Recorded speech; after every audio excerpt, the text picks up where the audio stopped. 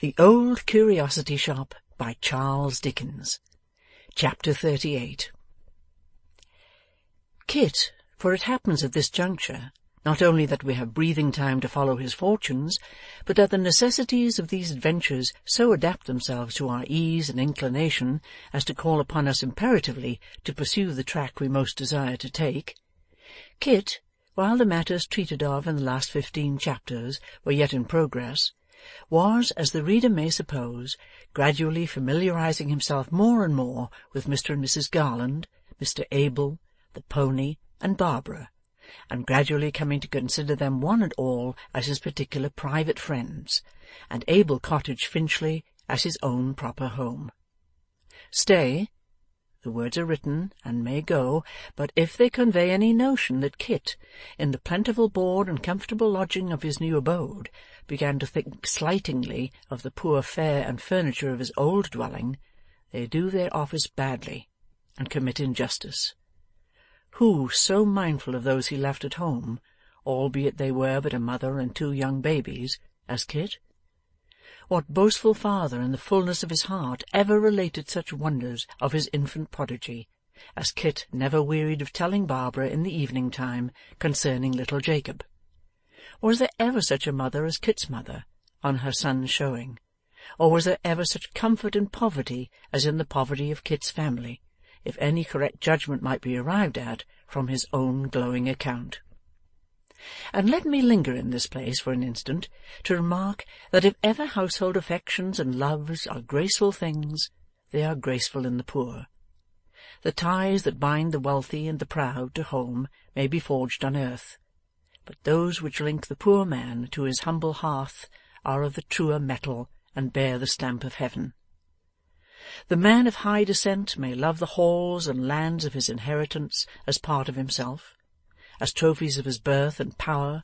His associations with them are associations of pride and wealth and triumph. The poor man's attachment to the tenements he holds, which strangers have held before, and may tomorrow occupy again, has a worthier root, struck deep into a purer soil. His household gods are of flesh and blood, with no alloy of silver, gold, or precious stone.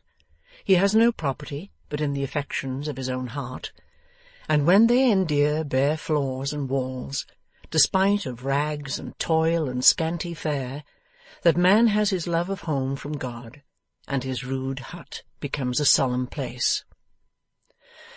Oh, if those who rule the destinies of nations would but remember this! If they would but think how hard it is for the very poor to have engendered in their hearts that love of home from which all domestic virtues spring, when they live in dense and squalid masses where social decency is lost, or rather never found.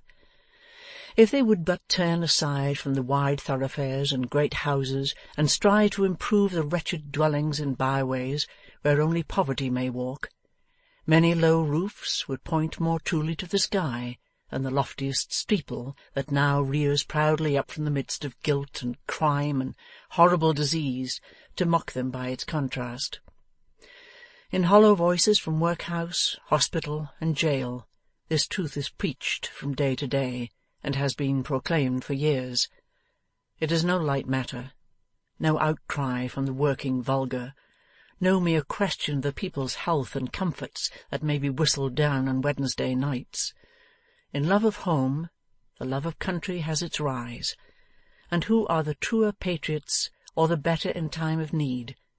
Those who venerate the land, owning its wood and stream and earth and all that they produce, or those who love their country, boasting not a foot of ground in all its wide domain? Kit knew nothing about such questions, but he knew that his old home was a very poor place, and that his new one was very unlike it, and yet he was constantly looking back with grateful satisfaction and affectionate anxiety, and often indited square-folded letters to his mother, enclosing a shilling or 18 pence, or such other small remittance, which Mr. Abel's liberality enabled him to make. Sometimes, being in the neighbourhood, he had leisure to call upon her, and then great was the joy and pride of Kit's mother, and extremely noisy the satisfaction of little Jacob and the baby, and cordial the congratulations of the whole court, who listened with admiring ears to the accounts of Abel Cottage, and could never be told too much of its wonders and magnificence. Although Kit was in the very highest favour with the old lady and gentleman, and Mr Abel and Barbara, it is certain that no member of the family evinced such a remarkable partiality for him as the self-willed pony, who, from being the most obstinate and opinionated pony on the face of the earth, was in his hands the meekest and most tractable of animals. It is true that in exact proportion as he became manageable by Kit, he became utterly ungovernable by anybody else, as if he had determined to keep him in the family at all risks and hazards, and that, even under the guidance of his favourite, he would sometimes perform a great variety of strange freaks and capers, to the extreme discomposure of the old lady's nerves, but as Kit always represented that this was only his fun, or a way he had of showing his attachment to his employers, Mrs Garland gradually suffered herself to be persuaded into the belief, in which she at last became so strongly confirmed, that if, in one of these ebullitions, he had overturned the chaise, she would have been quite satisfied that he did it with the very best intentions. Besides becoming in a short time a perfect marvel in all stable matters, Kit soon made himself a very tolerable gardener, a handy fellow within doors, and an indispensable attendant on Mr Abel, who every day gave him some new proof of his confidence and approbation. Mr Witherden, the notary, too, regarded him with a friendly eye, and even Mr Chuckster would sometimes condescend to give him a slight nod, or to honour him with that peculiar form of recognition which is called taking a sight, or to favour him with some other salute combining pleasantry with patronage. One morning Kit drove Mr Abel to the notary's office, as he sometimes did, and having set him down at the house, was about to drive off to a livery stable hard by, when this same Mr Chuckster emerged from the office door and cried, "Whoa!" dwelling upon the note a long time, for the purpose of striking terror into the pony's heart, and asserting the supremacy of man over the inferior animals. "Pull up, Snobby," cried Mr Chuckster, addressing himself to Kit. "You're wanted inside here." "Has Mr Abel forgotten anything, I wonder?" said Kit, as he dismounted. "Ask no questions, Snobby," returned Mr Chuckster, "but go and see. Whoa, then, will you? If that pony was mine, I'd break him." "You must be very gentle with him, if you please," said Kit, "or you'll find him troublesome. You better not keep on pulling his ears, please. I know he won't like it." To this remonstrance Mr Chuckster deigned no other answer than addressing Kit with a lofty and distant air as young feller, and requesting him to cut and come again with all speed. The young feller complying, Mr Chuckster put his hands in his pockets, and tried to look as if he were not minding the pony, but happened to be lounging there by accident.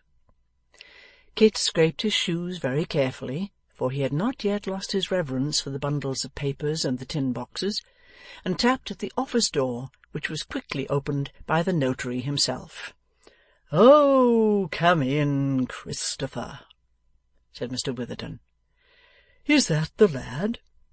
asked an elderly gentleman, but of a stout bluff figure, who was in the room.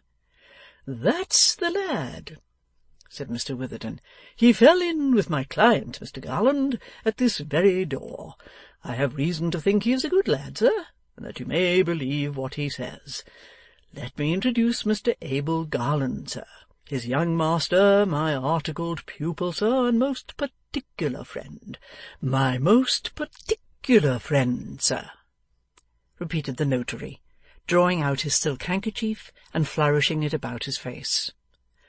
"Your servant, sir," said the stranger gentleman. "Yours, sir, I'm sure," replied Mr Abel mildly. "You were wishing to speak to Christopher, sir?" "Yes, I was. Have I your permission?" "By all means."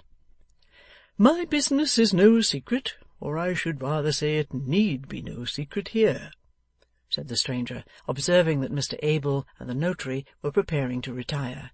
"It relates to a dealer in curiosities, with whom he lived, and in whom I am earnestly and warmly interested. I have been a stranger to this country, gentlemen, for very many years, and if I am deficient in form and ceremony, I hope you will forgive me." "No forgiveness is necessary, sir.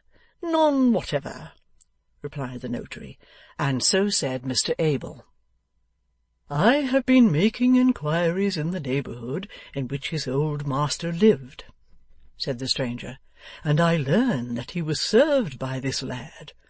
I have found out his mother's house, and have been directed by her to this place as the nearest in which I should be likely to find him. That's the cause of my presenting myself here this morning." "I'm very glad of any cause, sir," said the notary, "which procures me the honour of this visit." "Sir," retorted the stranger, "you speak like a mere man of the world, and I think you something better. Therefore pray do not sink your real character in paying unmeaning compliments to me." "Ahem!" coughed the notary.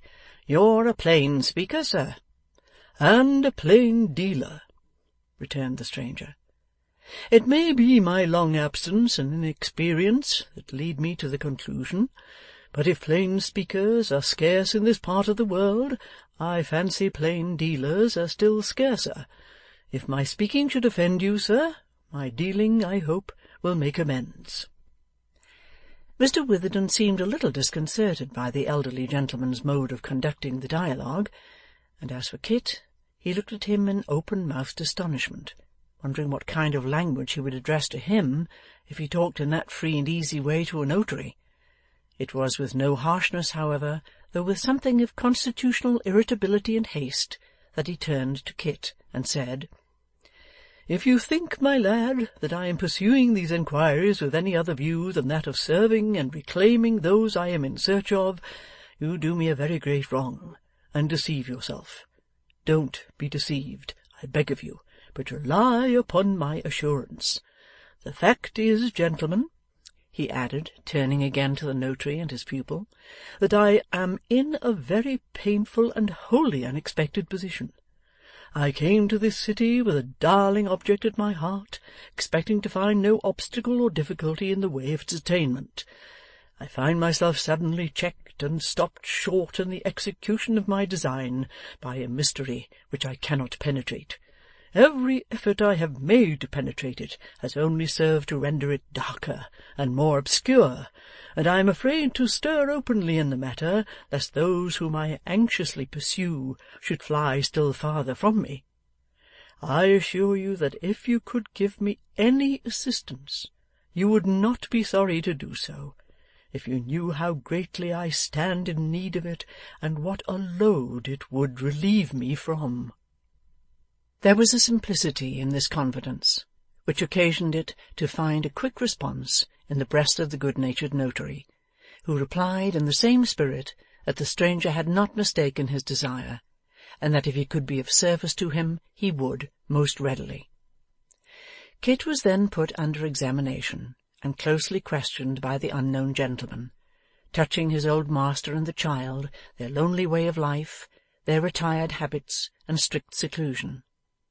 The nightly absence of the old man, the solitary existence of the child at those times, his illness and recovery, Quilp's possession of the house, and their sudden disappearance, were all the subjects of much questioning and answer. Finally Kit informed the gentleman that the premises were now to let, and that a board upon the door referred all inquiries to Mr Sampson Brass, solicitor of Bevis Marks, from whom he might perhaps learn some further particulars. "Not by inquiry," said the gentleman, shaking his head. "I live there." "Live at Brass's the attorney's?" cried Mr Witherden in some surprise, having professional knowledge of the gentleman in question. "Aye," was the reply. "I entered on his lodgings t'other day, chiefly because I had seen this very board. It matters little to me where I live, and I had a desperate hope that some intelligence might be cast in my way there, which would not reach me elsewhere. Yes, I live at Brass's. More shame for me, I suppose." "That's a mere matter of opinion," said the notary, shrugging his shoulders. "He is looked upon as rather a doubtful character." "Doubtful?" echoed the other. "I am glad to hear there's any doubt about it. I suppose that had been thoroughly settled long ago, but will you let me speak a word or two with you in private?" Mr Witherden consenting, they walked into that gentleman's private closet, and remained there, in close conversation, for some quarter of an hour, when they returned into the outer office. The stranger had left his hat in Mr Witherden's room, and seemed to have established himself in this short interval on quite a friendly footing. "I'll not detain you any longer now," he said, putting a crown into Kit's hand and looking towards the notary. "You shall hear from me again. Not a word of this, you know, except to your master and mistress."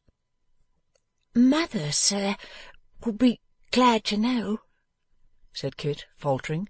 "Glad to know what?" "Anything, so that it was no harm about Miss Nell." "Would she? Well then, you may tell her, if she can keep a secret. But mind, not a word of this to anybody else. Don't forget that. Be particular." "I'll take care, sir," said Kit. "Thank'ee, sir, and good morning." Now it happened that the gentleman, in his anxiety to impress upon Kit that he was not to tell anybody what had passed between them, followed him out to the door to repeat his caution, and it further happened that at that moment the eyes of Mr Richard Swiveller were turned in that direction, and beheld his mysterious friend and Kit together. It was quite an accident, and the way in which it came about was this. Mr Chuckster, being a gentleman of a cultivated taste and refined spirit, was one of that lodge of glorious Apollos, whereof Mr Swiveller was perpetual grand.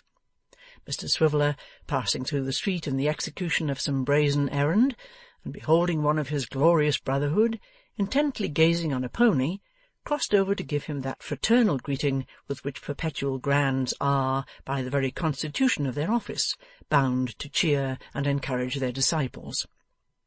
He had scarcely bestowed upon him his blessing, and followed it with a general remark touching the present state and prospects of the weather, when, lifting up his eyes, he beheld the single gentleman of Bevis Marks in earnest conversation with Christopher Nubbles. "Hallo!" said Dick. "Who's that?" "He called to see my governor this morning," replied Mr Chuckster. "Beyond that, I don't know him from Adam." "At least you know his name," said Dick. To which Mr Chuckster replied, with an elevation of speech becoming a glorious Apollo, that he was everlastingly blessed if he did. "All I know, my dear feller," said Mr Chuckster, running his fingers through his hair, "is that he is the cause of my having stood here 20 minutes, for which I hate him with a mortal and undying hatred, and would pursue him to the confines of eternity if I could afford the time." While they were thus discoursing, the subject of their conversation, who had not appeared to recognise Mr Richard Swiveller, re-entered the house, and Kit came down the steps and joined them, to whom Mr Swiveller again propounded his inquiry, with no better success. "He's a very nice gentleman, sir," said Kit, "and that's all I know about him." Mr Chuckster waxed wroth at this answer, and without applying the remark to any particular case, mentioned as a general truth that it was expedient to break the heads of snobs and to tweak their noses. Without expressing his concurrence in this sentiment, Mr Swiveller, after a few moments of abstraction, inquired which way Kit was driving, and, being informed, declared it was his way, and that he would trespass on him for a lift. Kit would gladly have declined the proffered honour, but as Mr Swiveller was already established in the seat beside him, he had no means of doing so, otherwise than by a forcible ejectment, and therefore drove briskly off. So briskly, indeed, as to cut short the leave-taking between Mr Chuckster and his Grand Master, and to occasion the former gentleman some inconvenience from having his corns squeezed by the impatient pony. As Whisker was tired of standing, and Mr Swiveller was kind enough to stimulate him by shrill whistles and various sporting cries, they rattled off at too sharp a pace to admit of much conversation, especially as the pony, incensed by Mr Swiveller's admonitions, took a particular fancy for the lamp-posts and cart-wheels, and evinced a strong desire to run on the pavement and rasp himself against the brick walls. It was not, therefore, until they had arrived at the stable, and the chaise had been extricated from a very small doorway, into which the pony dragged it under the impression that he could take it along with him into his usual stall, that Mr Swiveller found time to talk. "It's hard work," said Richard. "What do you say to some beer?" Kit at first declined, but presently consented, and they adjourned to the neighbouring bar together. "We'll drink our friend what's-his-name," said Dick, holding up the bright frothy pot, "that was talking to you this morning. You know. I know him. A good fellow, but eccentric. Very. Here's what's-his-name." Kit pledged him. "He lives in my house," said Dick. "At least, in the house occupied by the firm in which I'm a sort of a managing partner. A difficult fellow to get anything out of, but we like him. We like him." "I must be going, sir, if you please," said Kit, moving away. "Don't be in a hurry, Christopher," replied his patron. "We'll drink your mother." "Thank you, sir." "An excellent woman, that mother of yours, Christopher," said Mr Swiveller, "who ran to catch me when I fell, and kissed the place to make it well. My mother. A charming woman. He's a liberal sort of fellow. We must get him to do something for your mother. Does he know her, Christopher?" Kit shook his head, and glancing slyly at his questioner, thanked him and made off before he could say another word. Said Mr Swiveller, pondering. "This is queer. Nothing but mysteries in connection with Brass's house. I'll keep my own counsel, however. Everybody and anybody has been in my confidence as yet, but now I think I'll set up in business for myself. Queer. Very queer." After pondering deeply, and with a face of exceeding wisdom, for some time, Mr Swiveller drank some more of the beer, and summoning a small boy who had been watching his proceedings, poured forth the few remaining drops as a libation on the gravel, and bade him carry the empty vessel to the bar with his compliments, and above all things to lead a sober and temperate life, and abstain from all intoxicating and exciting liquors. Having given him this piece of moral advice for his trouble, which, as he wisely observed, was far better than halfpence, the perpetual Grand Master of the Glorious Apollos thrust his hands into his pockets and sauntered away, still pondering as he went. Chapter 38